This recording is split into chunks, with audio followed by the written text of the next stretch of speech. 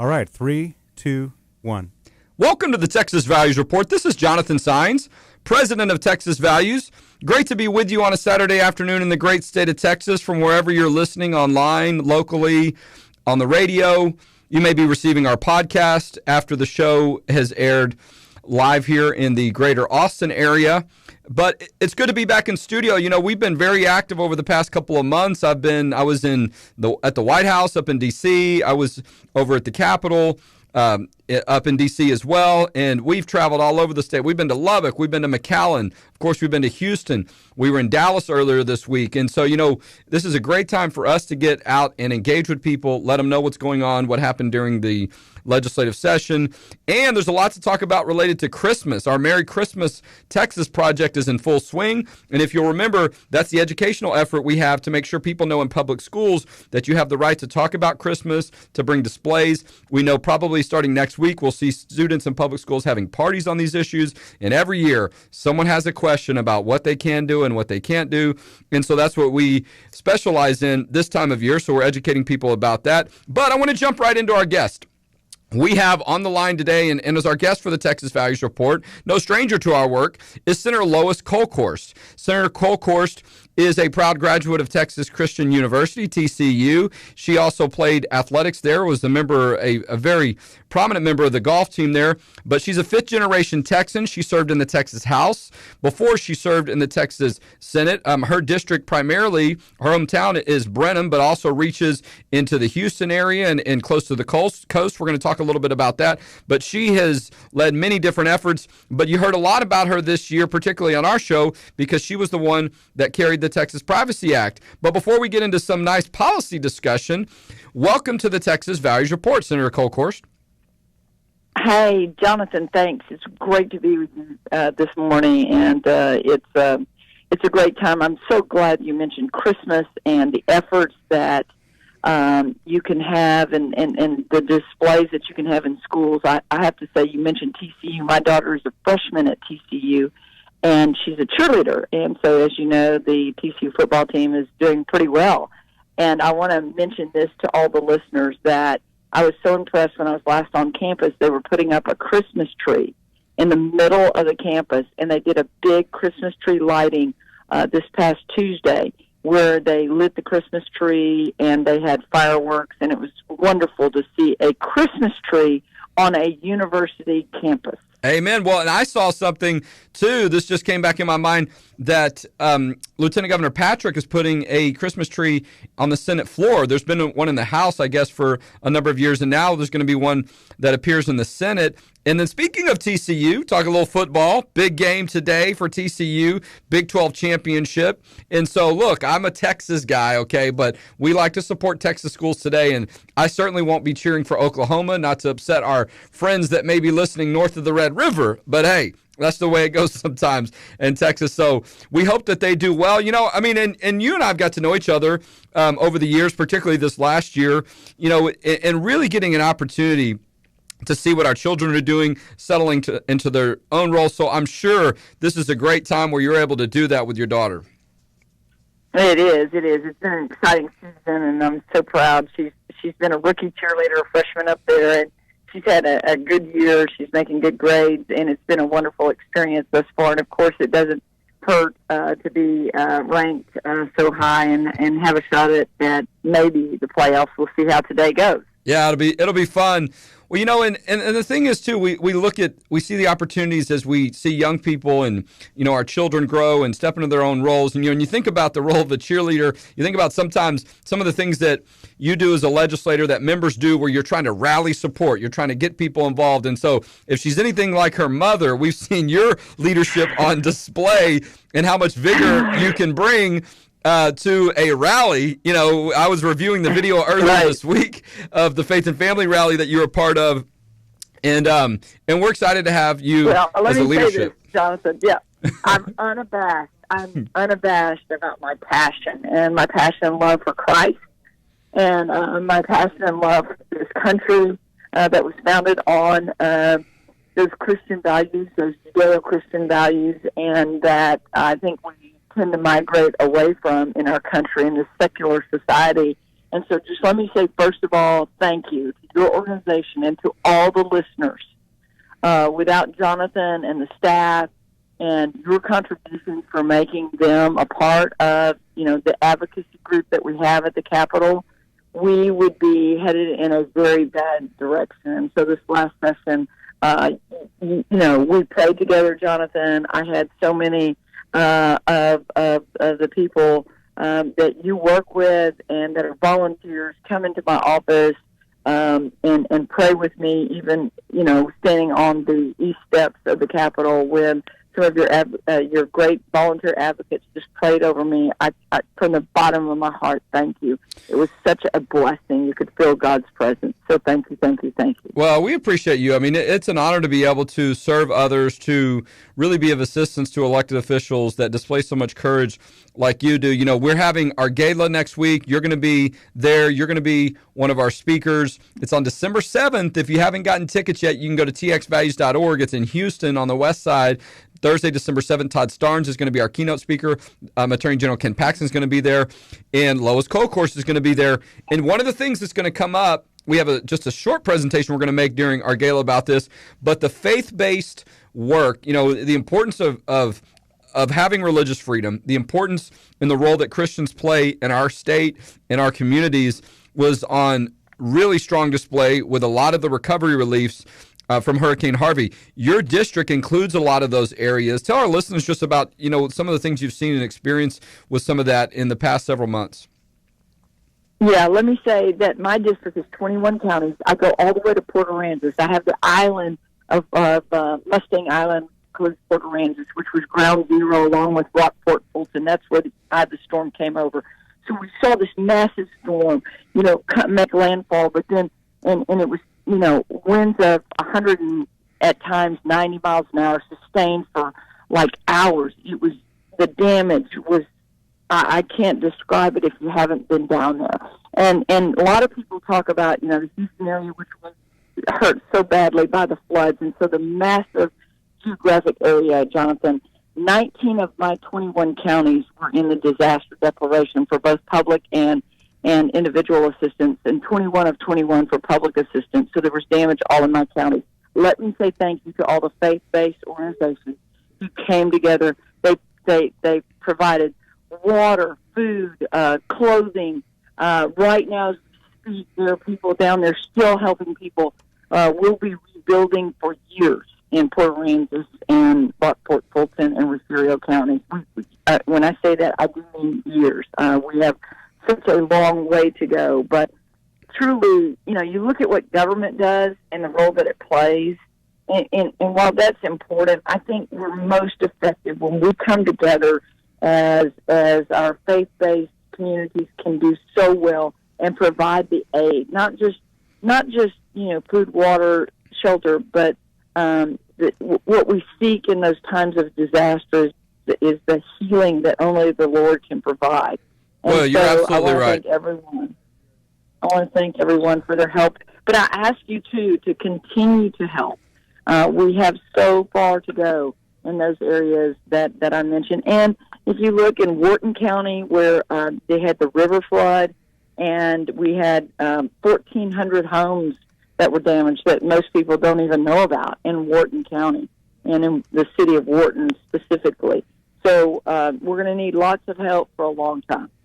Well, this is a question. We're talking with Senator Lois Kolkhorst, one of our great Senate leaders. She was the author of the Privacy Act that protected the privacy and dignity of students, of people in government property regarding use of intimate facilities. And it was a lot. The faith-based community was certainly engaged on that issue. We're talking about Hurricane Harvey relief and the faith-based efforts on that. One of the biggest involvement in players, if you will, with Samaritan's Purse, that's led by Franklin Graham and is a part of the Billy Graham Evangelistic Association effort. And, they were all over the place around the Houston area. They were down in Corpus Christi. You mentioned Port Aransas. I have family that live in Corpus. They also have some property in Rockport. And so we did spend one day in that community, and Rockport was just absolutely devastated. Now, this was like maybe a handful of days after the storm had blown through, if you will. And so, I can just imagine what the relief efforts are going to be like. But, earlier this week, Lieutenant Governor Patrick spoke at a luncheon we had in Dallas and talked about the issue and the concept of a shelter, right, and refuge, and he talked about some people he's interacted with that realize when all of that is gone, if you will, or if it gets taken away from us, people come in touch with another refuge, another source of comfort and shelter, and that's Christ. And so many people have given the opportunity to either be reminded of their faith or maybe experience it for the first time, and we wouldn't wish this on them, but it has. In light of that, people are able to reflect on that, and it's given them some comfort so they can move forward and have the strength to rebuild, which is very important individually, but also for our state. 100%. I think Samaritan's Purse was also very involved in Victoria County. They stayed for several weeks, and I do mean weeks, down there in their aid. And I want to say something about the shelters. To me, the most effective shelters were what we call the pop-up shelters that were really churches starting to, just go out and say, hey, listen, we'll be your shelter. We're going to provide the food until you can get back into your homes and start to clean up. And I want to say, while the government, works with Red Cross and does some of that, it was most effective, the pop-up shelters that we saw everywhere throughout my district and beyond. So, again, I praise the Lord for what I saw. I think Texas, the best of Texas, was shown during Hurricane Harvey, where we all came together from all walks of life, all ethnic backgrounds, and said, we're going to help one another. And we saw that in the rescue operation in Houston, and then we saw that in the days of sheltering. And hopefully, again, we can't forget that people are hurting right now, and they do need the faith healing. I've seen shock and awe. I've seen almost where you go into, you're in disbelief. And I was in Rockport on Tuesday with Governor Abbott, and I'm starting to see, they're recovering mentally as well as physically in the process of getting their homes back and their schools back. So I ask you to continue to pray and also to continue to help. Well, and that's the thing too. At the beginning, a lot of people were interested in helping, and people were reacting, which is good. And then we realized, for a lot of people, the time of recovery and to get back on their feet may be quite a while. And so we'll continue to remind people of that too, because it's going to be important for people to engage. And that, I think, will allow people that maybe in the beginning, when all of this happened, they weren't sure what to do, or they didn't know how, they may not have had the time to respond, and for them to know, hey, there's still things that people can do, and it'll be extremely valuable. Well, next week we're going to have our gala in Houston, and we're looking forward to having you there. You're going to be one of the really key and important people that are going to be a part of our program. There are still tickets. You can go to txvalues.org to get your tickets for the Texas Faith and Family and Freedom Gala for Texas Values. And, one of the things we're going to talk about is the Privacy Act. We started the show mentioning that you carried that piece of legislation, which was not about private businesses, but about making sure on government property that you can't have local policies like they're doing in San Antonio and Dripping Springs and everywhere, where they allow boys to go into the girls' bathrooms, shower rooms, and locker rooms. Very common sense piece of legislation. What we were told was that if you have this, it's going to impact the economy. We're going to lose the Super Bowl, which we didn't in Houston. All of these myths that were debunked. And one of the big myths is, well, they did this in North Carolina, and look at all the devastation of their economy just because a couple of people decided not to expand, or maybe an event here or there, was changed. They tried to, convince people, no, there was all this incredible economic disaster, which wasn't true. We even had a lieutenant governor from North Carolina come and testify in the Senate on this, right? So now Forbes this week comes out and says North Carolina for this year is number one for business. That makes it kind of hard to argue that protecting privacy has a negative impact on business. What was your reaction to that? Yeah, number one. In fact, Governor Patrick sent it to me in a text message. And, I had to chuckle, but then I also gave thanks to the Lord. Amen. I can't express, if you weren't there, you can't, it's almost like you look back and it was a dream about how people were attacking us for common sense legislation of protecting women and children in the most intimate settings. And just, giving some parameters by which we should live, the virtues, the things that I think are just common sense and a part of Texas. And obviously North Carolina was very bold in what they did, and they were spoken of as gloom and doom, and that is a facade. That is what people hide behind to scare. It's a scare tactic, as I talk about the secular world. And again, this was about just making sure that when we've seen sexual predators take advantage of when there are loose policies regarding these intimate spaces, we've seen that all over the United States, and specific examples here in Texas where we saw President Obama when he came out and said you cannot restrict bathroom use or locker room use or showers, overnight accommodations, or athletics. If someone decides that they are of a different sex, they can or gender, they can just become that and all of a sudden invade the privacy of other students. And so that's why you, me, and so many worked on this. And I think that we brought to light some serious issues. And people always ask me, "Oh man, you got beat up. You got named to Texas Monthly's worst list. You know, how are you doing?" I said, I tell people it was the greatest faith walk of my life. Every time I thought, well, maybe I'm wrong. Maybe I doubt myself. And Jonathan, you were on that walk with me. That every time I saw the Lord's hand, every time I doubted, there was, I say, if you don't think God's talking to you continually, you're not listening. You're not looking.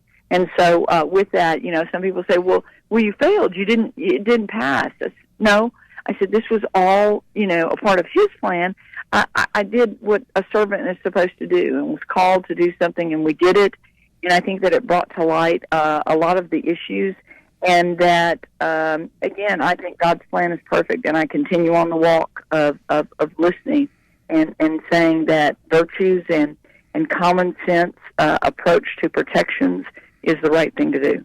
Well, no question about that. We're talking with State Senator Lois Kolkhorst, who was the author of the Privacy Act during this past legislative session and special session. I don't know how many times the Senate passed your bill, but I've been at several events recently, and I've talked about the contrast of that in the House, when the House would not even refer the bill to a committee. So we're talking about the report of Forbes, naming North Carolina, who also have legislation of this type, even though it's been tweaked a little bit. It hasn't changed all that much. As far as the perception of it, particularly. And so, but North Carolina's been named number one for business by Forbes magazine. Guess who's number two? The other state that engaged in this robust debate about privacy, Texas. Okay, and it's interesting, in the Forbes article, of course, tries to put a lot of emphasis on, North Carolina made some changes to their Privacy Act, so that was one of the reasons why, they're number one. Well, were they number 20 last year? No, they were number 2 the year before. So, let's not try to, and you know how it may be with a publication. Yeah. But my point is, Texas actually moved up too. North Carolina moved up, Texas moved up, but it was not like they were that far down to begin with. The health of our economy is very strong. It continues to be strong, and I think it has very little, if anything, to do with some of the arguments that some of these people are making on these issues. And so, but sometimes these efforts, they're a long-term approach. It takes a little bit longer. This was the first time, it wasn't the first time bills of this type like yours, well, it was the first time a bill like yours was proposed. I think there was something in the last session, but it was a little bit maybe different and people weren't aware of it. And so, we'll see what happens moving forward. But we know since the session, what's been happening is what we feared. San Antonio, as soon as the special session was over, when we left the special session without a statewide standard. And that's what all of this is about, making sure we have a consistent law across the state so these things don't sneak up on people. San Antonio, really mainly behind closed doors, has a new process, the school district, of allowing boys into girls' bathrooms by putting sexual orientation and gender identity into a protected class in their laws on these type of issues. And so, and they caught all kinds of heat. There have been several packed school board meetings where parents are very upset about it, and it's not going away. And unfortunately, we're going to see more of that, where you're going to have no transparency by the local government. Parents aren't going to be informed ahead of time. And largely, in our opinion, is because these school district policymakers know that most people do not want these policies. They're not necessary. And they really also now contradict federal law, because now that Trump administration is in there, he rolled back the executive orders by Obama and the administrative rules that were illegally passed when Obama was there. Right. And so now if you're a local school district, you're outside of federal law. You're really on an island on your own in some very dangerous area, if you will, reckless area legally. And so, because I mean, I don't think we've seen this happen in other parts of the country where parents are now suing and saying, hey, you're violating the privacy of my child. You didn't tell me that this boy was going to be in my daughter's bathroom, or vice versa. And so, vice versa. Yeah.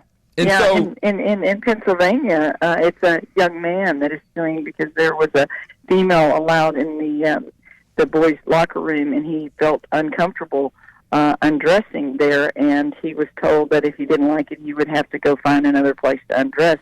So it's weird if someone's rights end and another one's begin. And I think that, Jonathan, this is something that has to be seriously discussed. And for most of your listeners, they don't understand.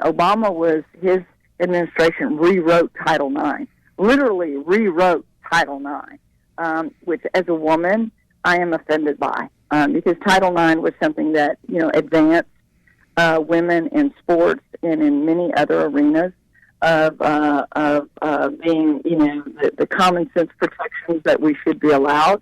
And so it was a terrible thing. If you've never read the letter, you need to just Google Dear Colleague Letter.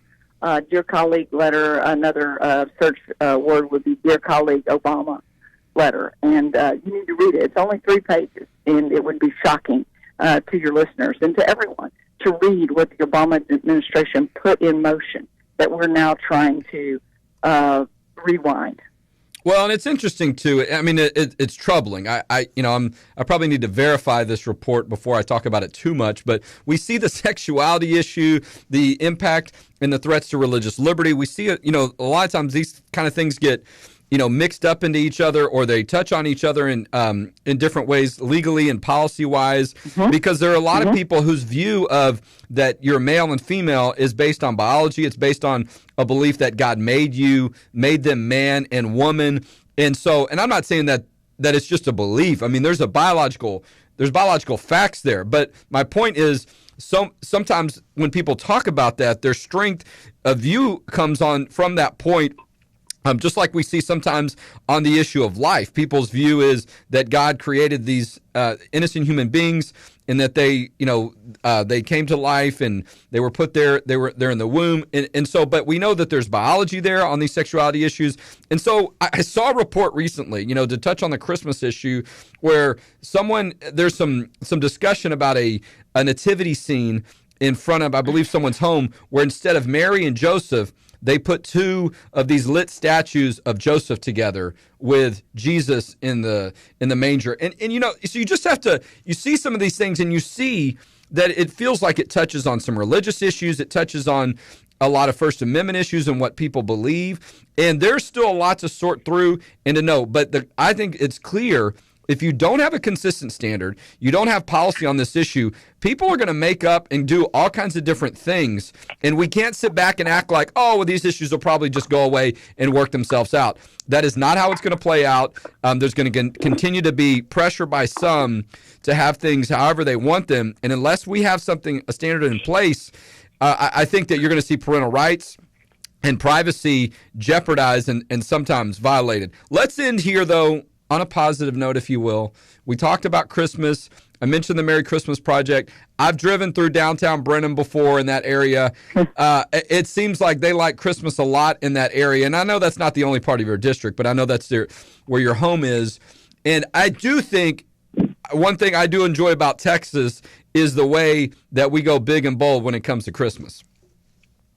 Oh, yeah. I'm very proud of my district. One of the things I have to say about Hallettsville, which is in Lavaca County, it's passed, but, the date has passed. But on the Saturday after Thanksgiving, they always do the lighting of the courthouse, which is gorgeous. I cannot stress that enough. If you're anywhere in the area and you want to make a quick trip, go to Hallettsville in the evening and see that courthouse being lit up. But they do a passion play on the streets of Hallettsville after the parade that night on a Saturday night of Thanksgiving, and it always just moves me so deeply. And so you do see religious displays and the celebration of Christmas here in our area, and I'm so honored to be a part to represent the values of this area, and I will be a relentless Christian with God in my heart and on my soul as I legislate and try to make sense of this wonderful Constitution that was given to us by our founders that allowed us to have freedom of religion. And that's important, that everybody, has freedom of religion and can say Amen. What they believe. Amen. But I believe that the other side is winning more than we are sometimes. Well, so it can feel that way. You and everyone. It can feel that way sometimes. Yeah. We're about to run out of time. I don't want to cut Lois Kolkhorst, Senator Kolkhorst off too much, but we're about to run out of time for this segment of the Texas Values Report. So I want to make sure I have a few seconds to say thank you, Senator Kolkhorst, for being on the show today. Thank you for being a leader on faith, family, and freedom. And that is one of the reasons why Senator Kolkhorst is going to be taking center stage at our event next week, December 7th, the Faith, Family, and Freedom Gala. Go to txvalues.org to get your tickets, txvalues.org, December 7th in Houston. Senator Kolkhorst, thanks for being on the show today. Thank you, Jonathan. God bless you all. Well, that's great. Wow. Look, I love having Senator Kolkhorst on the show. She has a heart for the issues we work on. She is a Texan through and through, and she's got a lot invested in the work she does, her family, and so on. Just so authentic. And so that's going to wrap it up for this week's show. Go to txvalues.org to learn more about our work. You can get tickets to our gala there, txvalues.org, and we'll see you next week on the Texas Values Report.